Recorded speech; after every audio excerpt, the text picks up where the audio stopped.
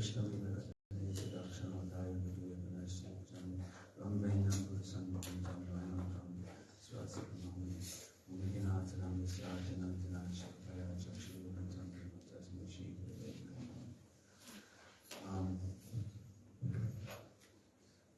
is Ramanuja's disappearance day.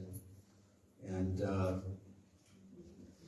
Ramanuja was born in 1017 in, I don't remember the city's name, in South India. And his parents were, Jamunacharya, who was the Ramanuja's predecessor, had his head sannyasi disciple was named Shailapurna, I believe, and he had two sisters, Kantimati and Dipimati, and Ramanuja was mother was Kantimati, and his father was Keshavacharya. So there was already some connection with Jamunacharya, and he Ramanuja's main contribution was always his defeating the Mayavad philosophy, which was very strong in that time period. Of Sankaracharya was preaching the Mayavad that you're God, we're all God, it's all one. And so Ramanuja's preached Dvaitavad, which was simultaneously one and difference. So a lot of his arguments were based on that. And Ramanuja grew up, when he was first born, we was living close to Kanchi in South India, and there was another disciple of Jamunacharya. He was actually Sudra born, but he was a disciple of Jamunacharya. His name was Kanchipurnam, and he was greatly respected by even all the Brahmins and everyone. And he would pass by Ramanuja's house on his way to the temple every day on his way to Kanchi. And later, Ramanuja, they left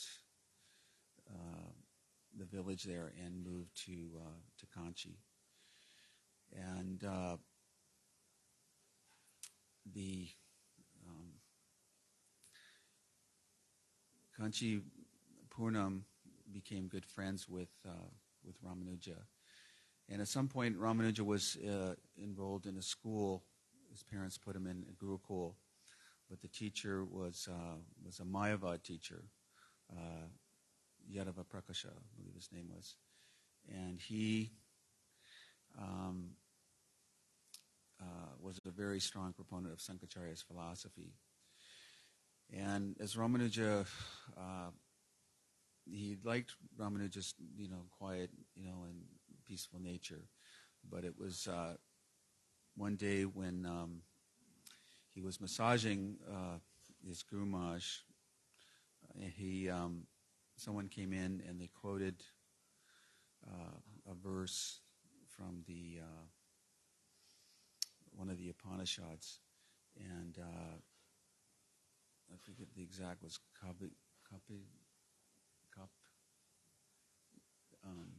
anyway, he was comparing the lotus eyes of the lords to the rear end of a monkey, and even though Ramanuja was massaging his Guru Maharaj, his tears started dropping down from his eyes. He just could not tolerate this offense to the Lord, and so his Yadava Prakasha asked him, like, what is why are you crying? What's the problem? And he said, you're such an exalted personality. I mean, how could you compare the lotus eyes of the Lord to the rear end of a monkey? This is not befitting of a spiritual master of your caliber. And he said, well, if you don't agree with it, then what do you think the correct thing? And he gave an example of that it meant a lotus flower, that the first part of it was kapam, was one who drinks water, and the other one was one that blossoms under the sun, second part of it. And so he said that the lotus eyes of the Lord are like a lotus flower. And so this was sort of the beginning of some problems with his Guru Maharaj. And then as he went farther into the school, there was other disputes with the spiritual master, which Yadava Prakasha sort of just, kind of swept it under the table type of thing. But it was based on the oneness. He would quote a verse, and Ramanuja would oppose that verse. So Yadava Prakasha started talking with his other disciples, saying that this Ramanuja is going to be a problem in the future, in that he is, preaching this bogus concept of personalism, and that, even if we kick him out of the school, he's going to continue preaching, and it's going to be ruining everything. And so they came up with an idea that they would go to the Ganges on a trip to the Ganges, which usually would take about 6 months walking from where they were. And he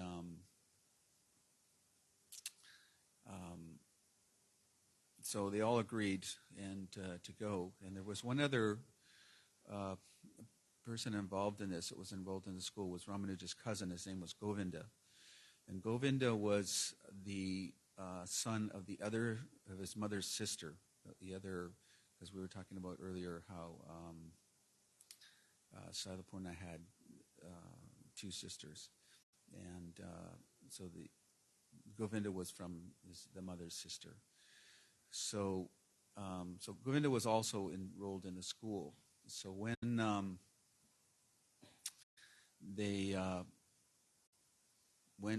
they started off, and their mother was a little upset because I guess previously the father had passed away, and but that he was going to go on this long pilgrimage. But anyway, they set off onto it, and when they got to an isolated area where they thought the plot was when they got to some desolate part of the journey, they would murder Ramanuja, and then they would just tell everyone that he got sick, and they had disposed of the body on the way, and he had died because of sickness.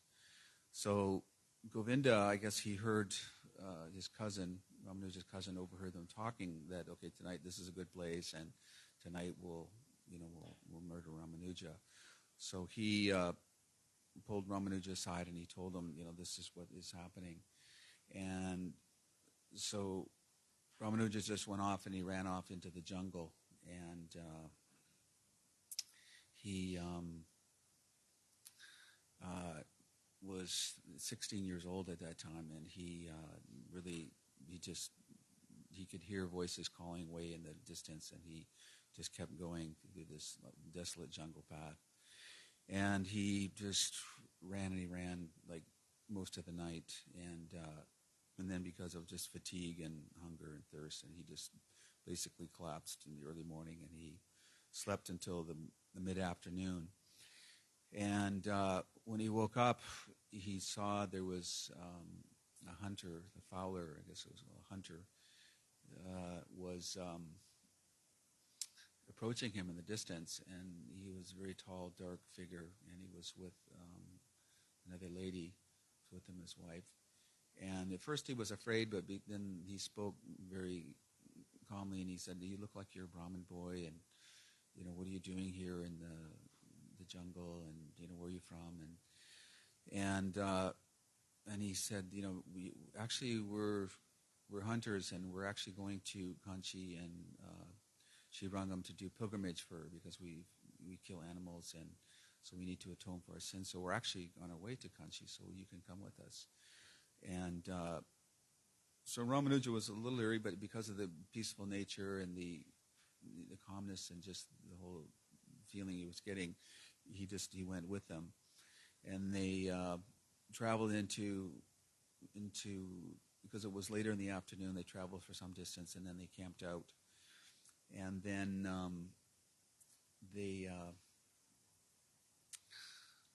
he made a fire, and the hunter's wife kept saying, "I'm really thirsty, and can you get some water?" And he said, it's not good to leave the fire, so, at nighttime like this, so we'll wait till the morning and we'll get some water then. And so in the morning time, Ramanuja, he said, because the hunter said, there's a well nearby here, and we'll get the water from there for you. So when they woke, they went to this nearby well, and Ramanuja went down 3 different times, bringing water up for the hunter's wife, and her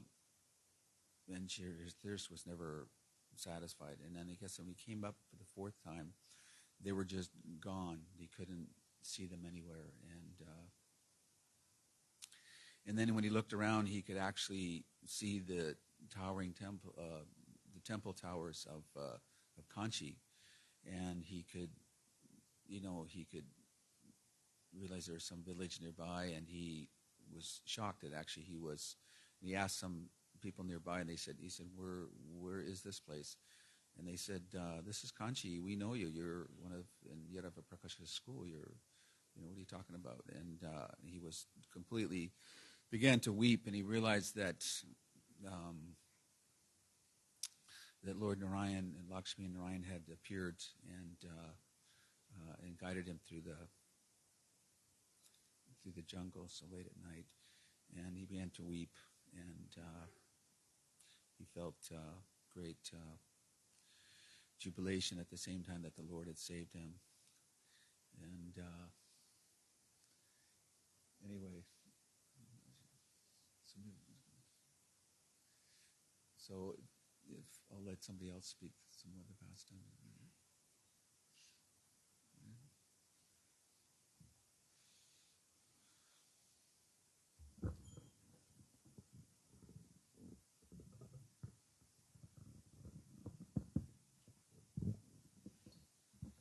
Om Jnanatimirandasya Jnananjana-shalakaya Chakshurmilitam Yena Tasmai Shri Gurave Namaha Gurave Gaurachandraya Radhikaya Tadalayai Krishnaya Krishna Bhaktaya Tadbhaktaya Namo Namaha Vandeyam Shri Guru Varam Shri Rupanuga Pravaram Rajaras Rasikam Cha Narayanam Tam Prapannam Shri Guru Charanam Vande Ramana Prishthaya Bhutale Rupanuga Bhaktidam Cha Kripamurti Narayanam Jai Shri Krishna Chaitanya Prabhu Nityananda Shri Advaita Gadadhar Shivasadi Shri Gaur Bhaktivedanta Jai Rup Sanatan Bhatta Raghunath Shri Jiv Gopal Bhatta Das Raghunath Hare Krishna Krishna Krishna Hare Hare Hare Ram Ram Hare Hare.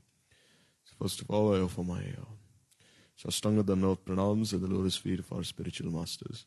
Intlai Srimad Bhaktivedanta Sri Narayan Goswami Maharaj.Sri Gurudev, Intlai Srimad Bhaktivedanta Sri Vaman Goswami Maharaj.Sri Gurudev, the entire Rupana Gauri Guru Varga, all the Vaishnavas and Vaishnavis present, our guardians, and to Sri Ramanujacharya, whose most auspicious Tirubhav Tithi we are observing today.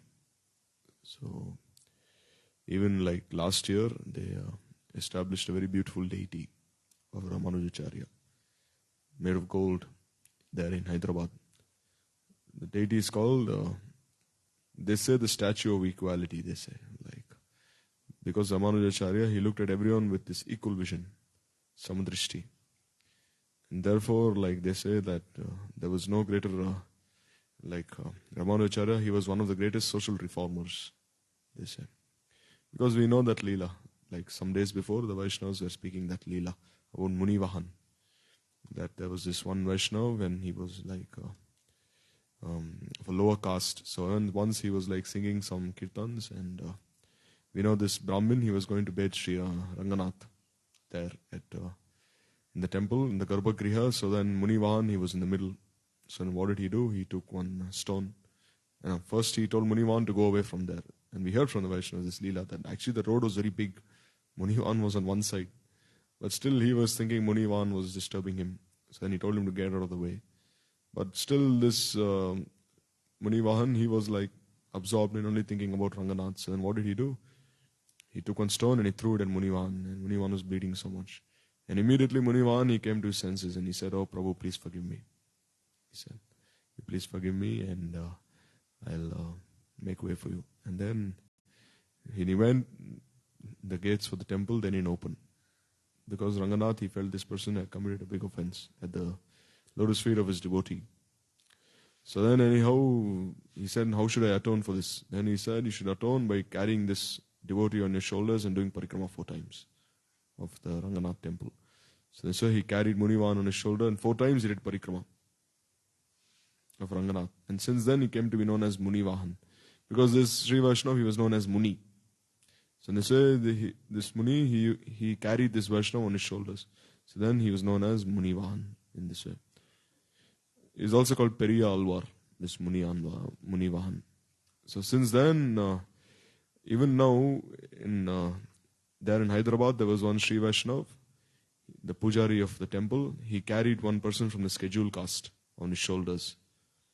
Because in India especially, they're always criticizing the caste hierarchy, saying the caste system is very biased towards the Brahmins and then the untouchables.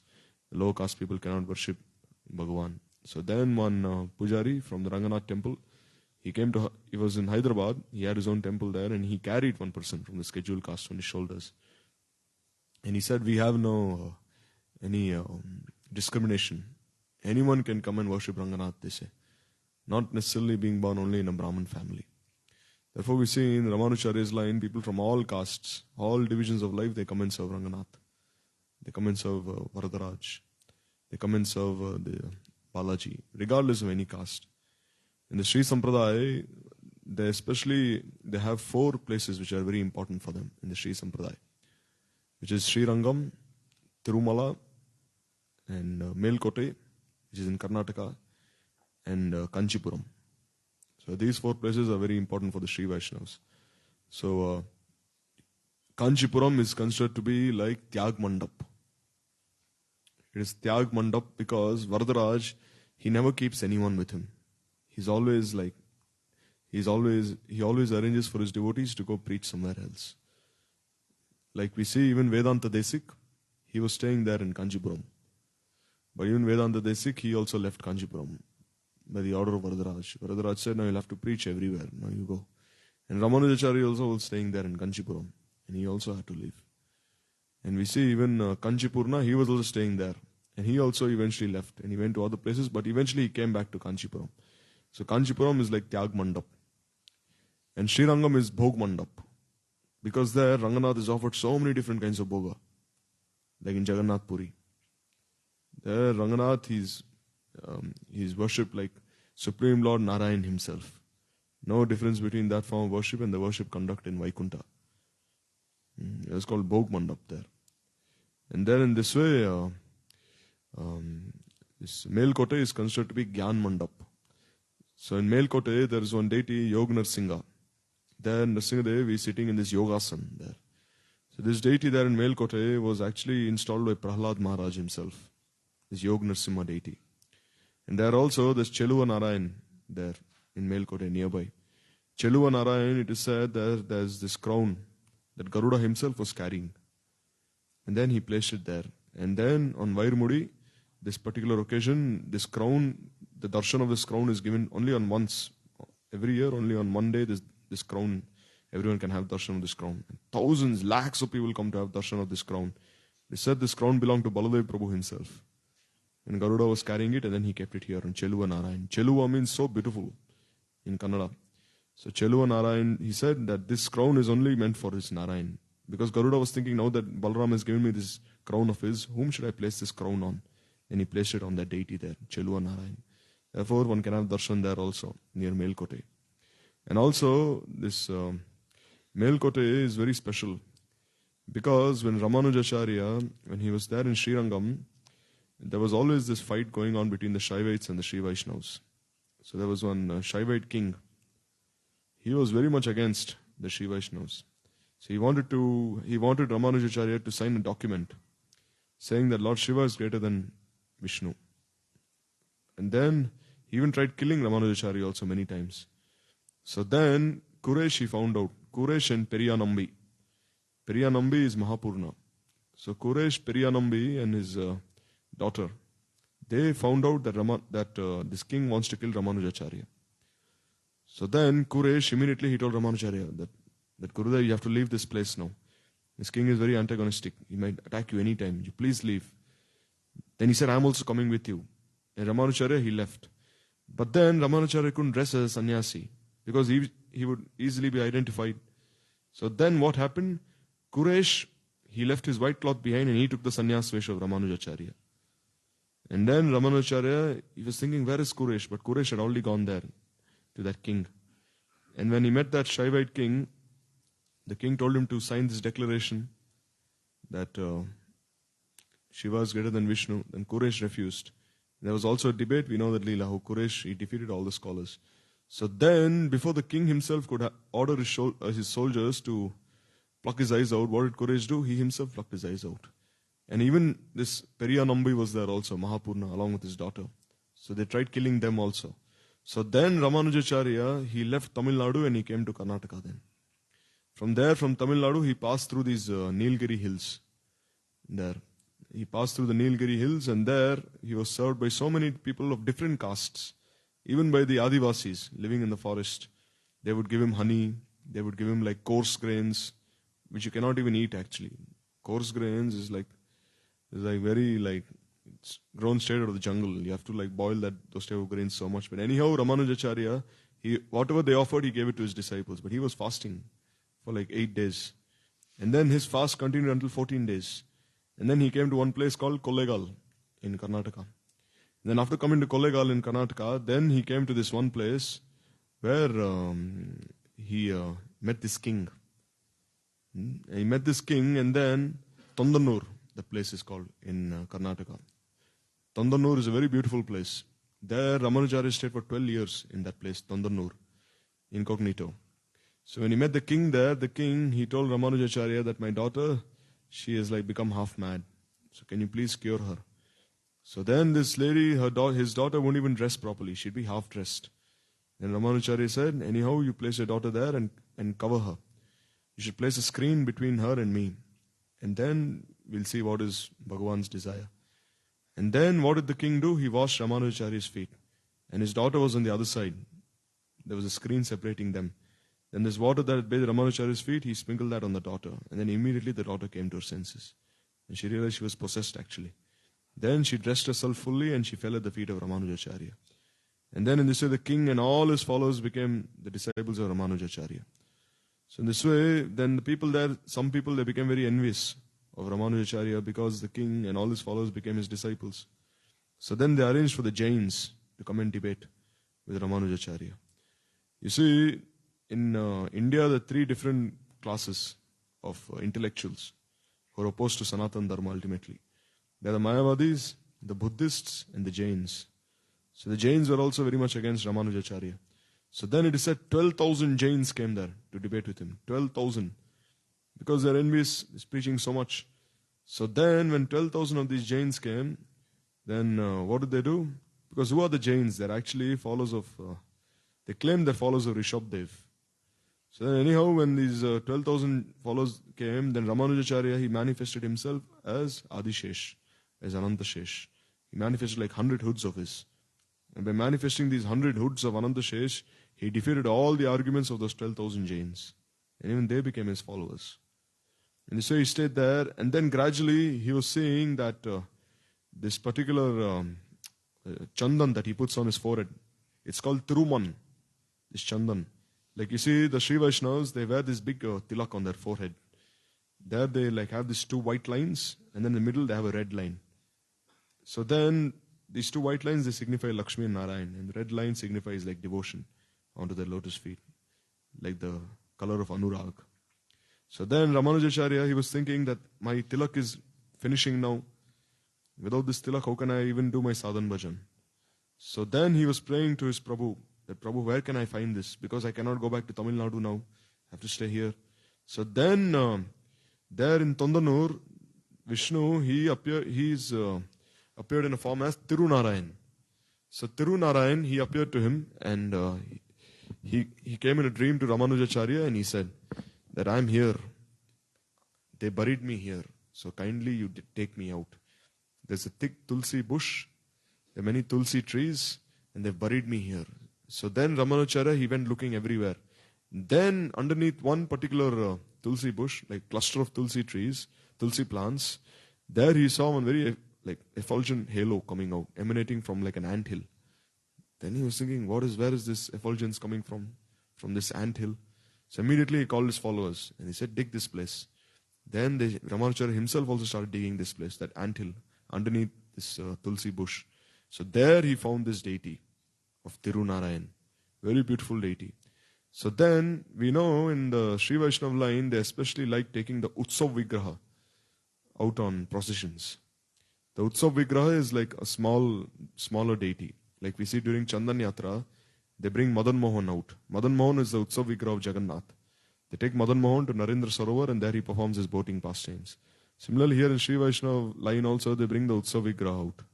And they take him like on, this is called the Tepotsav. Tepotsav means like Nauka Vihar. They take him on a pond, take him on a boat ride, and then they take him on a procession. So there was no Utsav Vigraha of Tirunarayan. So Ramanujacharya was thinking, now what can I do? So then again Tirunarayan, he appeared in a dream to Ramanujacharya. And he said, oh, my Utsav Vigraha is in Delhi. He said, you have to go to Delhi. The Sultan there, he has my Utsav Vigraha. Then Ramanujacharya, immediately he left Melkote there and he walked all the way to Delhi. And there he spoke to the Sultan. Because we know the Muslims, what do? They'd like plunder temples and take all the deities away. Like here also, like when they came to Mathura, they took so many golden deities of Krishna away. So they said the Sultan anyhow, he was very friendly to Ramanujacharya. So he said, all right, I have many deities of your Hindu gods. You go check and you can take the deity you like, the one you were looking for. So then Ramanujacharya, he went looking in the storehouse of this Sultan. He found so many deities there, but he couldn't find the Utsav Vigraha of Tirunarayan. Then again he was heartbroken, saying, where is this Utsav Vigraha? Then again Tirunarayan, he appeared in a dream to Ramanujacharya and he said, you see the daughter of this Sultan, she has my Utsav Vigraha. Because the daughter, she is actually a great devotee. So you will anyhow have to request her to give this Utsav Vigraha to you. So then Ramanujacharya, he went and requested the daughter of the Sultan, saying, can you give me this Utsav Vigraha? She refused. She said, no, I'm madly in love with him. How can I give him away to you? I can never give him away. So then Ramanujacharya, he said, in Tamil, he said, Selva Pillai Ai. He said, Selva Pillai Ai means, oh little one, come and jump on my lap. He was saying. So he was repeatedly reciting this mantra. Selva Pillai Ai, Selva Pillai Ai. Then, in front of everyone, the Utsav Vigraha ran and sat on Ramanujacharya's lap. Then this daughter, she started crying so much, saying, oh, how can I bear separation from him? Then Ramanujacharya anyhow pacified her and he left. And then this daughter, she came all the way from Delhi to Melkote there. She could not tolerate separation from this Utsav Vigraha. So then Ramanujacharya, he arranged for her marriage with the deity. And then she was married to this Utsav Vigraha there. And then soon after, she even entered into the deity also in this way. So she was very special devotee of Tirunarayan. So there he stayed for 12 years there in Melkote. And there he was preaching so much. And there when he wanted to leave Melkote to return to Srirangam, so then all the devotees there in Melkote, there in Karnataka, they started crying so much that how can you leave? Then Ramanujacharya, he said, don't worry, I'm giving you my deity. Then he gave them one deity of his. And he embraced this deity. He said, whatever powers I'm having within me, I'm going to transfer to the deity. This deity will be an exact replica of mine. So then he embraced this deity and all his powers he instilled in that deity. And to this day, if you go to Melkote, you can have darshan of that deity, of Ramanujacharya. And we see, in our Gaudiya line, you're supposed to have darshan of Madan Mohan Gopinath in one day. Similarly, in Sri Vaishnava line also, there are 3 deities of Ranganath. If you have darshan of those 3 deities of Ranganath in one day, it's very auspicious. And they're called Adiranga, Madhyaranga, and Antyaranga. So Adiranga and Madhyaranga, they're actually in Karnataka. Adiranga Patnam, Madhyaranga Patnam, they're in Karnataka. And it's Antaranga Patnam, that is in Srirangam. So if you have the darshan of these 3 deities of Ranganath in one day, it's very auspicious. So there he stayed in 12 years, and then Ramanujacharya, when he was returning to Srirangam, then he was thinking that how much have I preached? How much have I influenced the lives of others? He was thinking. So then when he was walking, he saw some small boys. What were they doing? They were making one very nice temple out of sand. They were playing, these small children. They were making one temple out of sand, and then they placed one pebble inside this temple made of sand, this miniature temple. So then Ramanujacharya, he asked these boys, what are you doing? And they said, oh, we are making a temple for Ranganath. And you see this pebble that we are placing inside, this is Ranganath himself. And then those small boys, they started reciting all the shlokas of the Alvars. 4,000, 5,000 shlokas. They started reciting all of them. Then Ramanujacharya realized, oh, now I know my preaching is successful. Even when children, like these small children, they are also reciting all these shlokas in this way and worshipping Ranganath in this way. So therefore we see Ramanujacharya, if it wasn't for him, then the Sri Vaishnavism in itself and Sanatan Dharma in and itself wouldn't have blossomed so much in India. Like we see Mahaprabhu himself, Bhaktivinoda Thakur has described in this Navdeep Dham Mahatma, the 15th chapter. Mahaprabhu took 2 teachings from every sampradaya. From Ramanujacharya's line, what did he take? He took the teachings of Vaishnava Seva and Shuddha Bhakti. Like we see in Ramanujacharya's line, especially Vaishnava Seva is emphasized so much. Especially feeding everyone. Like you see these Annakshetras, these temples where thousands of people are fed. Where did this begin from? This has begun from the Sri Vaishnavas. Like you see, even now you go to Tirumala, thousands, lakhs of people are fed every day. And the Vaishnavas, they're served so nicely. And also he preached Shuddha Bhakti. Bhakti devoid of any karma and gyan. And what did Mahaprabhu accept from Madhvacharya? Kevala Advaita Nirasan and Sri Murti Puja. We see Madhvacharya, he always spoke of Kevala Advaita Nirasan. Anyhow, he said this Advaitavad, Mayavad should be like destroyed. Only then we can preach Shuddha Bhakti. And then Sri Murti Puja. Mahaprabhu especially liked how Madhvacharya and his followers worship this deity of Bal Gopal, Dadimantan Gopal. And what did he accept from Vishnu Swami's Sampradaya? He accepted this Tadiya Sarvasya Sharan. Means like one accepts Krishna as everything. He belongs to Krishna. Not Madhya, but Tadiya. Tadiya Sarvasya. And then this Raganuga Pat. Then Vishnu Swami Sampradaya also, they have some slight trace of Raganuga Bhakti. So Mahaprabhu accepted this. And what did he accept from Nimbaditya Sampradaya? Ekantik Radha Sharan. There we see in Nimbaditya, they also take shelter of Srimati Radhika and Gopi Bhav. They also worship Radharani in the mood of the gopis. So Mahaprabhu in this way, he took 2 teachings from all the Sampradayas. And in this way, he also took so much from Ramanujacharya's line. Gurudev, he was saying that Prabhupada himself has written so many nice articles on Ramanujacharya's life. Not just on Ramanujacharya's life, but also on the lives of all the Alvars. If you see these old Patrikas from the 50s, there you see Gurudev has translated so many articles of Prabhupada. Where Prabhupada has written on the lives of all the Alvars. Nammalvar, Nathamuni, then Goda Devi. He's written on all their lives, these 12 main Alvars. Tirukachi Nambi. Then in this way, all of them. So then, Gurudev, he also published these teachings of Ramanujacharya. 40 teachings of his Ramanujacharya in his Patrika. And we also hear from the Vaishnavas that Gurudev, he would have all these teachings of Ramanujacharya written on a piece of paper, and he'd have that pasted on the wall. And he'd tell all the brahmacharis, you should read all these teachings, memorize them, and bring them into practice in your own life. In this way. And we see Ramanujacharya, who is he ultimately? It is said that Sita Devi, she was very sad. She was thinking that I spoke very harshly to Lakshman. Although this was Chaya Sita, not the real Sita, but still, she had this mood within her. I spoke very harshly to him. So therefore, she was also, why was Sita Devi performing austerities under this Ashok tree? Because Jaya and Vijay, they refused to let the 4 Kumaras in because Lakshmi was serving Narayan. So they didn't want the 4 Kumaras to disturb Lakshmi. And previously, the Jaya and Vijay had also stopped Lakshmi from entering inside. But anyhow, they had this Ekantikta. So therefore, Lakshmi Devi was thinking that because they were so much one-pointed in our service, therefore this offense is ultimately mine. So therefore, when Jaya and Vijay appeared as Ravan and Kumbhakarna, then Lakshmi Devi, as Sita, she was sitting under this Ashok tree. This Ashok Vatika, and she was performing tapasya. For who? For these 2 sevaks of hers. These 2 sevaks, again, they be reinstated in their service. In the same way, Sita Devi was thinking that Lakshman has done so much service for me. But still, I spoke so harshly to him. And we see Lakshman had to perform so many kinds of services that no one else could have performed. Like we see when Ram told Lakshman that, oh, now you have to light a big fire. Sita has to enter inside this fire to prove her chastity. So then Lakshman told Ram, how can I do this? She's our mother. How can you give me this instruction? Lakshman even became angry at Ram. Then Ram whispered in Lakshman's ear, oh, this is like, she will enter inside, Chaya Sita will enter inside, and the real Sita will come out. So you do this. So then Lakshman, he lit that fire, and then Sita entered inside. And then we know Ram, he told Lakshman, you'll have to leave Sita there in Valmiki's ashram. So again, Lakshman weeping, he had to perform that seva. So therefore, Sita Devi was thinking that if I ever have like this line of devotees, then Lakshman will be the Acharya. She was thinking. Therefore, in the Sri Sampradaya, Ramanujacharya is the Acharya. And if you read about his life, it's so wonderful.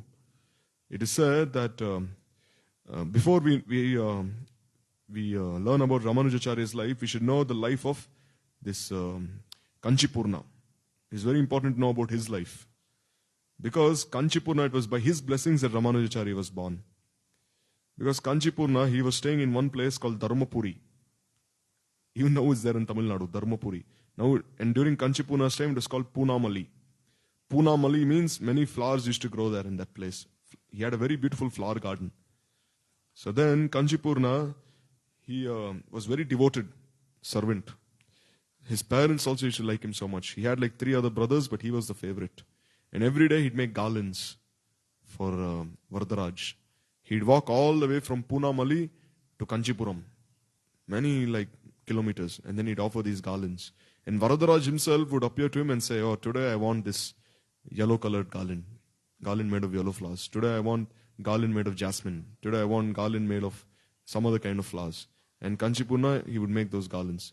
It's also called Tirukachi Nambi.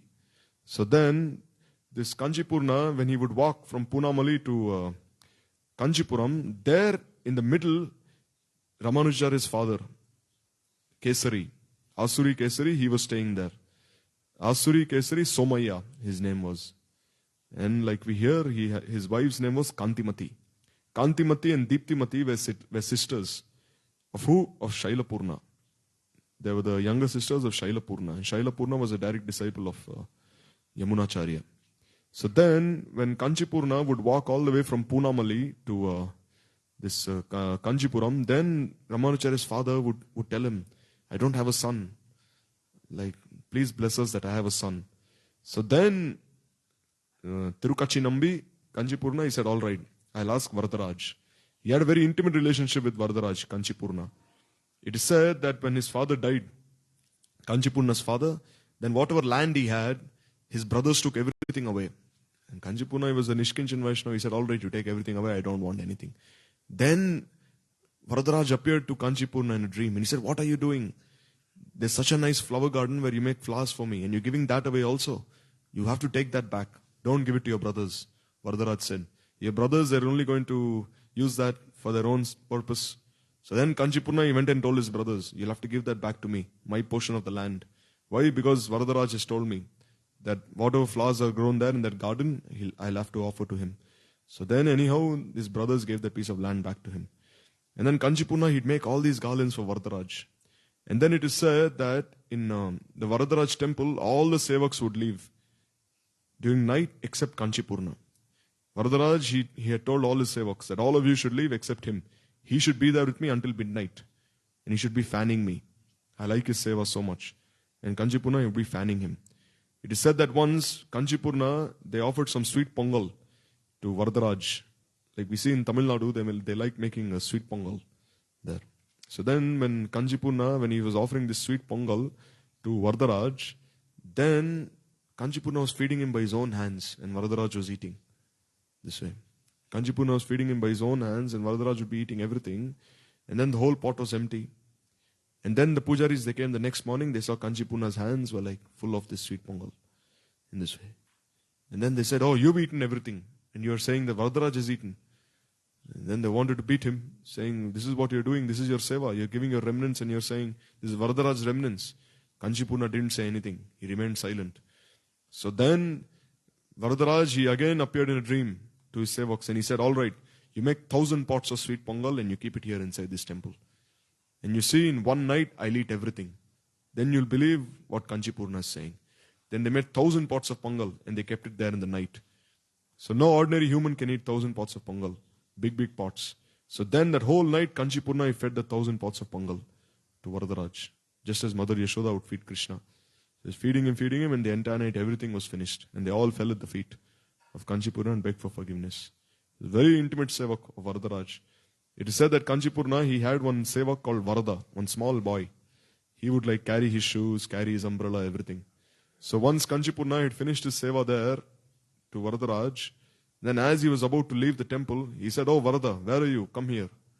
But the small boy was sleeping somewhere, so he didn't come. Then Varadaraj himself, he came out and he carried an umbrella over Kanchipurna's head.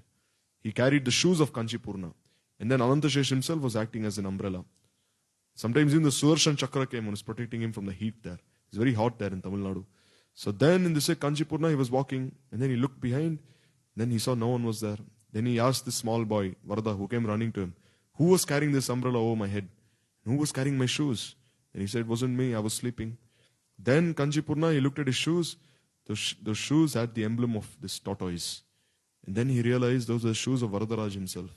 So Varadaraj was carrying his shoes, and then he made Kanchipurna wear them also in this way, to protect him from the heat in this way. So it was a very dear sevak of Varadaraj Swami. In fact, he was thinking that because of me, I'm committing so many seva parads to Varadaraj, so I cannot stay here, he said. I'll leave Kanchipuram, he said. Because Varadaraj himself is doing so many things for me. So then he left Kanchipuram and he went to Tirumala, Tirupati. There again he continued his service of making garlands. And then Balaji himself would come and accept garlands from him in this way. So then when he was speaking to Balaji, he said, "I want to continue my seva here because there in Kanchipuram I can no longer make garlands for him. There my seva is to fan Varadaraj. So I want to fan you here," he said. Then Balaji said, "Why do you want to fan me here? There's a mountain here. I'm already very cool." So then he went to Srirangam and then he wanted to continue his seva there to Ranganath. Ranganath said, "I'm already very cool here because only nice breezes are blowing from the Kaveri. So no need to stay here." Then he again came back to Kanchipuram and then Varadaraj was very happy to receive him. So Kanchipurna, he was a very dear devotee of Varadaraj. So he advised the father of Ramanujacharya, this Somaya, Asuri Kesari Somaya, that you perform a Putreshti Yagya. Like how Dasharath Maharaj performed a Putreshti Yagya. So then he said, "What should I do?" He said, "You go take shelter of Parathasarthi." This Parathasarthi temple in Chennai. So then this Somaya, Ramanujacharya's father, and Kantimati, they went there to Parathasarthi temple and they started performing their austerities there. So Parathasarthi temple is very beautiful. How did this deity manifest? It is said that when Baladev Prabhu was on a pilgrimage, he was traveling all over India. Because when the Mahabharata was taking place, he didn't want to take part in this war. He said, "How can I fight in this war?" So he went on a pilgrimage. So then he came to this place in Chennai and then he was feeling so much separation from Krishna. Saying, "Oh Krishna, how can I be so far away from you?" So then as he was thinking about Krishna, then Krishna, he appeared to him on a chariot. Because that time he was fighting with Arjuna there in this Kurukshetra war. And in that same form that he was present in that Kurukshetra battle, he appeared in that same form in front of Baladev. Therefore it's called Parathasarthi. Because during the Kurukshetra war, he was Parathasarthi. So in the same form, he also appeared there as a Kshatriya in front of Baladev and he gave darshan to Baladev in the same form. So it's a very special deity there. If you see that deity, Krishna has a mustache also.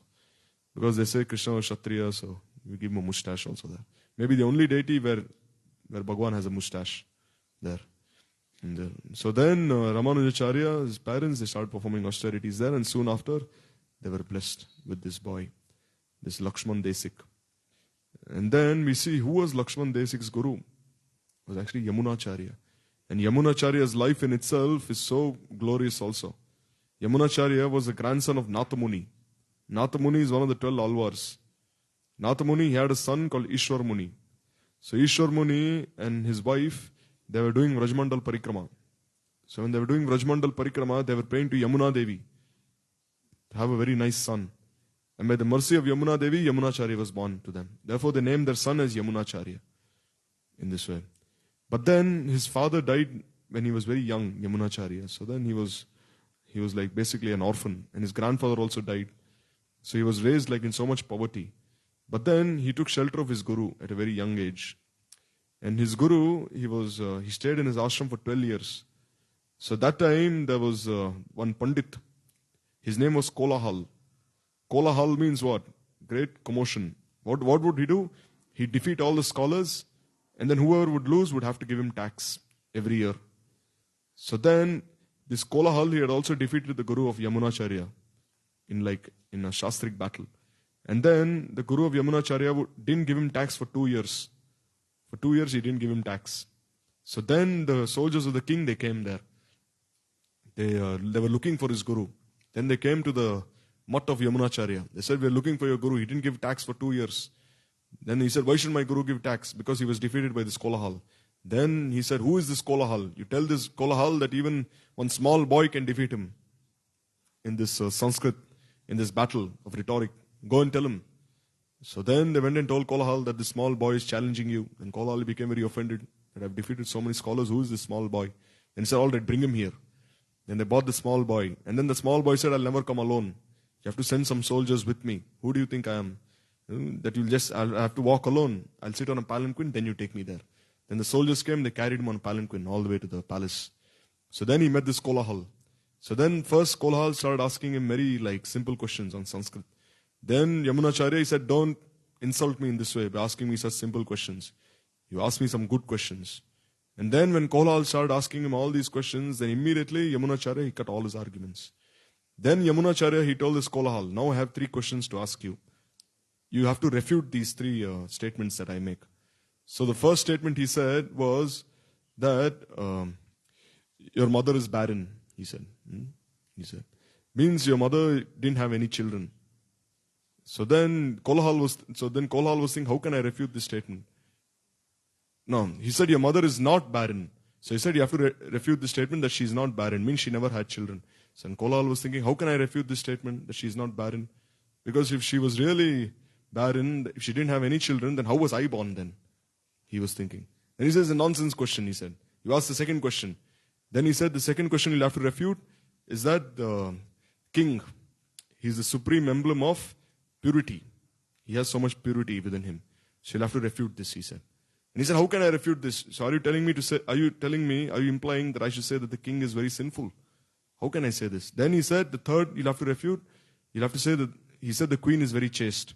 So you'll have to refute this and say the queen is very unchaste. So then again he was thinking, how can I refute this? Are you telling me to imply that the queen is not very chaste and loyal to her husband? So then Kolahal was thinking, these are very nonsense questions. You refute this, he was saying. Then Yamunacharya, he said, according to Manusmriti, if a lady has only one child, she is still considered barren. So since you are the only son of your mother is still considered to be barren. So the first doubt he dispelled. The second statement that he said, that the king is the supreme emblem of purity, this can also be refuted. Why?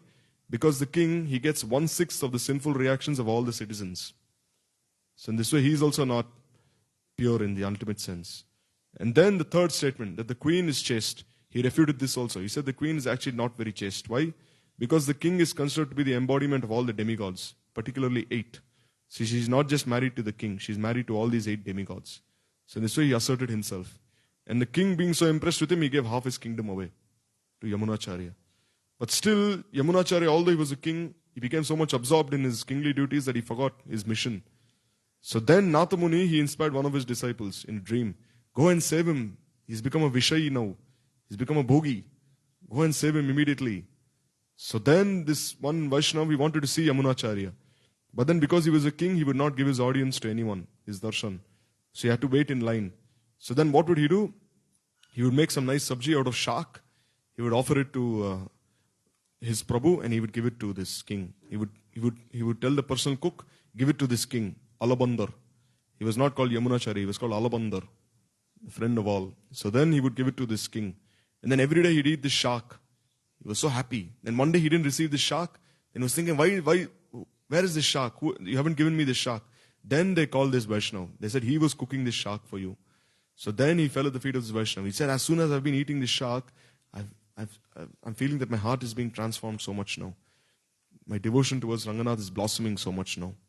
So then he told him that if you really want to have darshan of your Prabhu, then go now to this temple, which is between 2 rivers. And where a demon, he comes from the south and he worships him every 12 years. chanting certain mantras. It was like a cryptic statement. So then Yamunacharya was thinking, where is this temple between two rivers? So this was the temple of Ranganath between two rivers, Uttar Kaveri and Dakshin Kaveri. And then he said a demon comes every 12 years and he worships you. He worships Ranganath. Who was this? This was Vibhishan. It is said Vibhishan, he comes every 12 years, even now.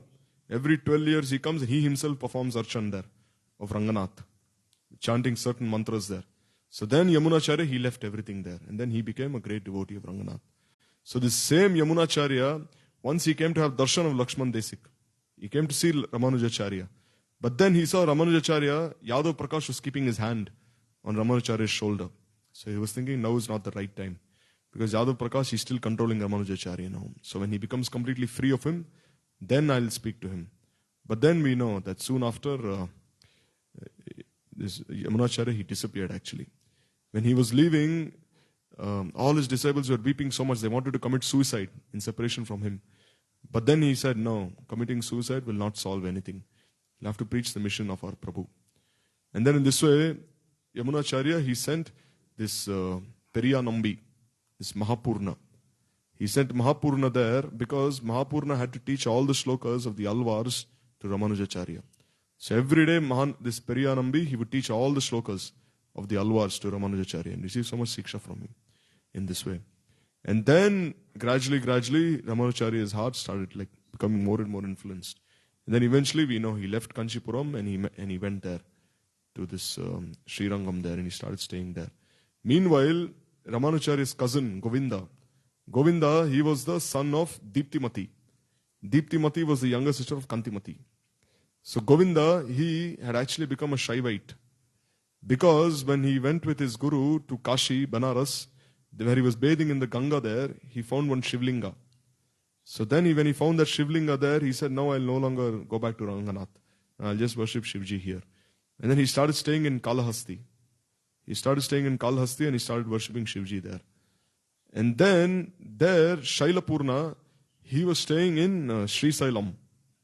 So he was staying in Srisailam and he was so much concerned about Govinda. Saying, Govinda is such a nice boy and now he's become a Shaivite. But still, Govinda's mother was very proud of him. Because he left everything and he became a devotee, he became like a Nishkinchan, a Kinchan Sadhu. So then Shailapurna, when Govinda would come to bathe in the river there, he'd come and start reciting many beautiful verses. And gradually Govinda's heart started to change so much. And then he again returned to Ramanujacharya. And in this way, Ramanujacharya, he started preaching with Govinda and Kuresh and his two sons. Kuresh had two sons, this Dasharati and Parasar. And he started preaching with them. And this way he started preaching everywhere. And especially, he wanted to know the desire of Ranganath. And then Varadaraj himself, he spoke to this Mahapurna, and then Mahapurna told him these 6 instructions that Varadaraj gave him. That you'll have to take initiation from one of the disciples of Yamunacharya. And then you'll have to preach the Sri Vaishnava philosophy everywhere. And from there he started preaching everywhere. All these instructions of the Alvars there. And we see Ramanujacharya, his disciples are so glorious. He said in Tirumala, there was one lady called Gollabhama. So Gollabhama, once she asked Ramanujacharya was collecting some items for the Brahmotsavam in Tirumala. In Tirumala, during September, October, they celebrate this Brahmotsavam festival, where for 9 days they offer so many different kinds of items to Balaji. So once Ramanujacharya, he told his disciples, you go collect something, go do some bhiksha. So then they came to Gollabhama, and Gollabhama gave so many different kinds of things for the service of Balaji, Venkateshwar there. So then Ramanujacharya, he told, I want to see this lady. Who is this lady? She was a very old lady. So then when she came for the darshan of Ramanujacharya, then she fell at his feet. And she said, oh Prabhu, can you please tell me when I'll get this liberation, when I'll go serve my Prabhu in Vaikunta? And Ramanujacharya, he said, how can I say that? In his own state of humility, he said, I myself don't know when I'll go to Vaikunta. So how can I give you assurance?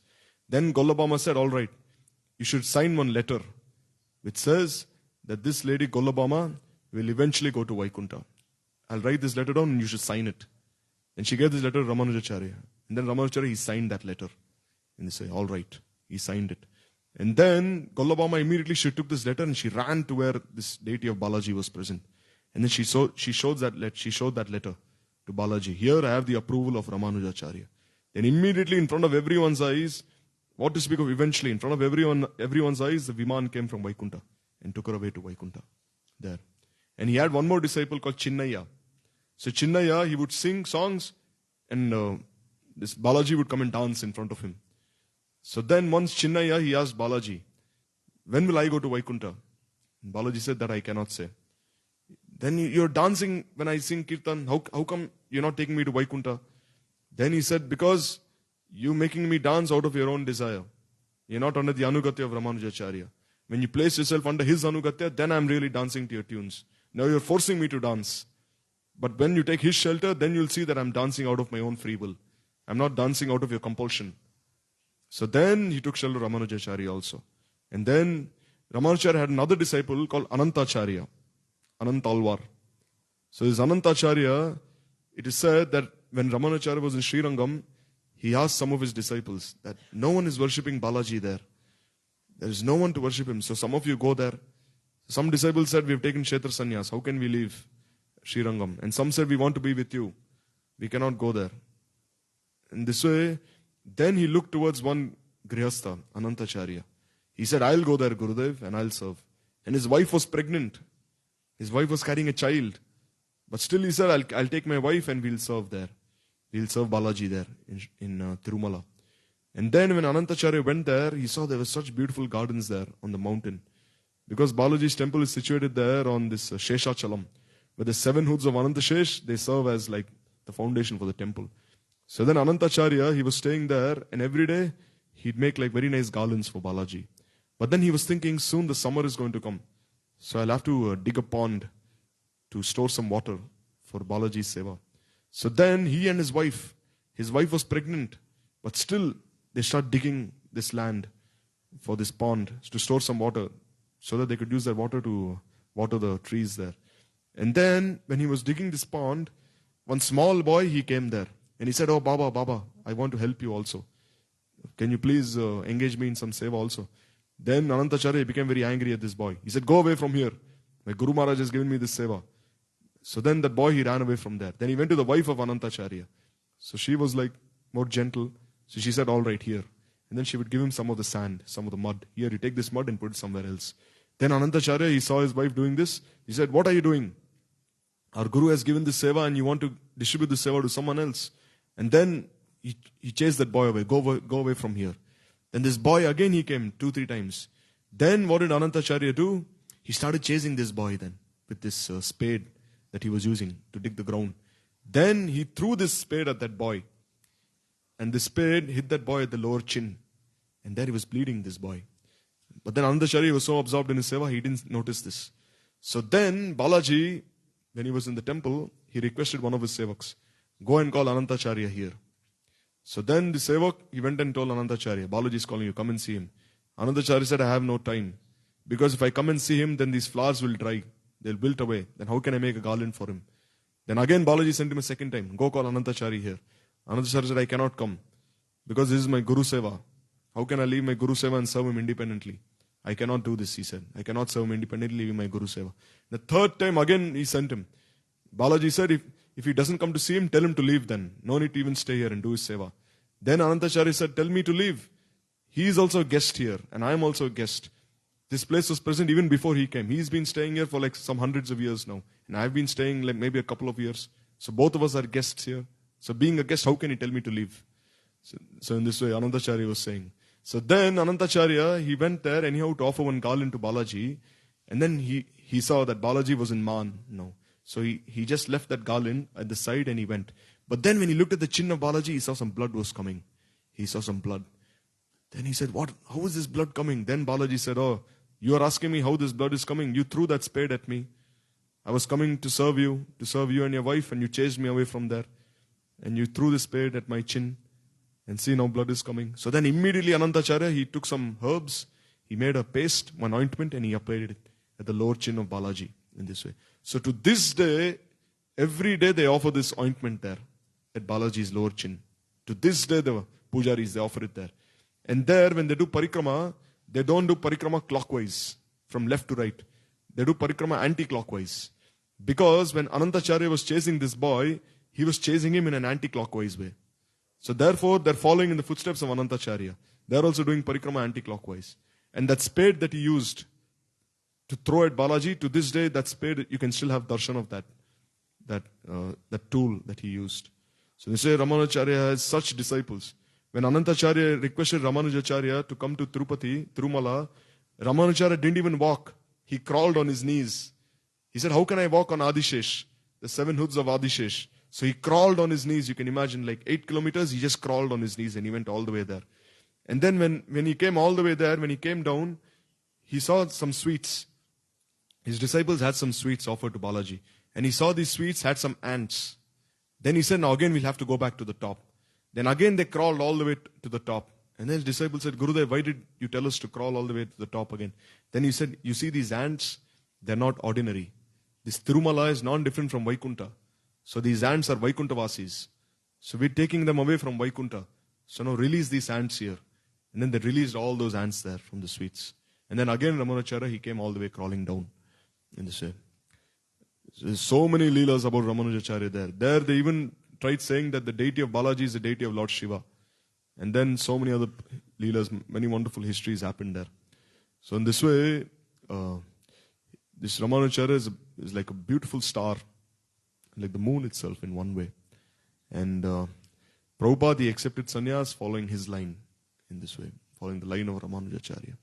So he has many unlimited glories, and just by touching even a particle of his glories, we can uplift ourselves so much. Because you see, Dasaras is not to be avoided. Dasaras is present in Sakya, Dasaras is present in Vatsalya, and Dasaras is also present in Madhurya. So only if we situate ourselves in proper Dasaras, only if we situate ourselves in proper Dasaras and serve Mahaprabhu in Dasya Bhav, then we can hope to achieve something higher. So I end with this. Vancha kalpatarubhishya kripasindhave chavatitanam pavanebhyo vaishnavebhyo namo namaha.